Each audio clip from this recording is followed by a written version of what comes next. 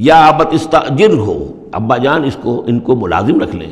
ان خیر من استاجرت القوی الامین، یقیناً بہترین آدمی جسے ملازم رکھا جائے وہی ہوتا ہے جو القوی ہو، طاقتور ہو۔ وہ دیکھ لیا تھا کہ حضرت موسیٰ علیہ السلام سے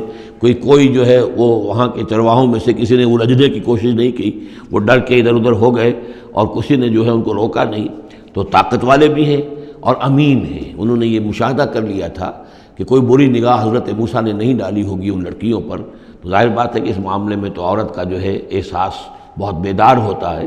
کہ کسی مرد کی عورت کس قسم کی نگاہ جو ہے کس قسم کی ہے جو اس پر پڑ رہی ہے۔ تو اسے چونکہ ذاتی تجربہ ہو چکا تھا کہ ان کے اندر وہ امانت پوری موجود ہے اور کسی درجے میں بھی نگاہ کی خیانت بھی ان میں نہیں ہے۔ تو جس شخص کی نگاہ میں خیانت نہیں ہے وہ اور کسی معاملے میں کیا خیانت کرے گا؟ کہ قالت احداہما یا ابت استاجر ہو ان خیر من استاجرت القوی الامین، ابا جان ان کو ملازم رکھ لیجئے، اس لیے کہ ملازمت کے لیے بہترین شخص وہی ہوتا ہے جو طاقتور بھی ہو، کام کر سکے خوب، اور یہ کہ امین ہو، اعتبار کے قابل ہو۔ قال انی ارید ان انکحک احدی ابنتی ہاتین، انہوں نے کہا وہ صاحب جو بزرگ ہیں شیخ مدین کہ میں یہ ارادہ رکھتا ہوں، میرا خیال ہے کہ اپنی بیٹیوں میں سے ایک کو تمہارے نکاح میں دے دوں اے موسیٰ، علی ان تأجرنی 8 حجج، لیکن اس پر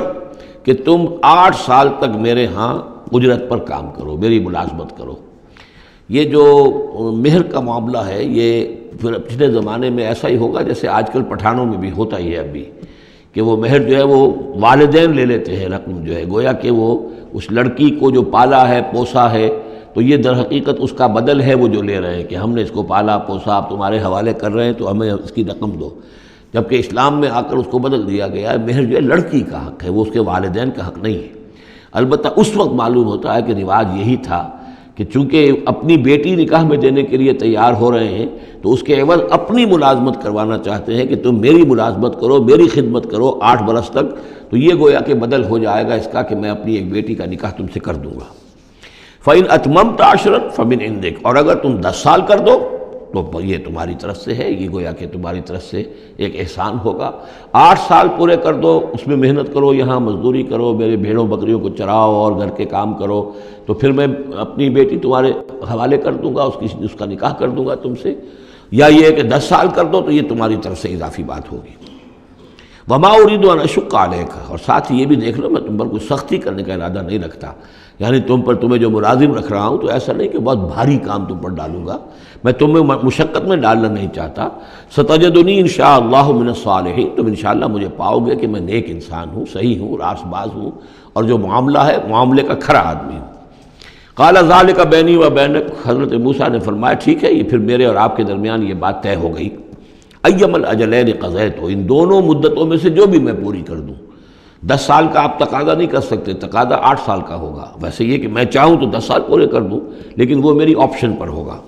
ایم الاجلین قضیت فلا عدوان علی، پھر مجھ پر کوئی زیادتی نہ ہو۔ واللہ علی ما نقول وکیل، اور جو کچھ ہم کہہ رہے ہیں اللہ اس پر وکیل ہے، اللہ ہی اس کا ذمہ دار ہے۔ فلما قضا موسیٰ الاجل، جب موسیٰ نے وہ مدت پوری کر دی، وسارا بأہلہ، اب وہ اپنے گھر والوں کو لے کر چلے، اب مصر کی طرف واپس لوٹ رہے ہیں کہ اب اتنا عرصہ بیت گیا ہے، 10 سال ہو گئے یا 8 سال ہو گئے یا 9 سال ہو گئے، اب بہرحال وہ معاملہ بھی ٹھنڈا پڑ چکا ہوگا، وہاں پر قتل وغیرہ کا کیا حالات وہاں ہوئے یہ بھی معلوم نہیں ہے۔ بہرحال وہ چلے ہیں واپس، سارا بأہلہ، لے کر چلے اپنے گھر والوں کو، یعنی اپنی اہلیہ کو۔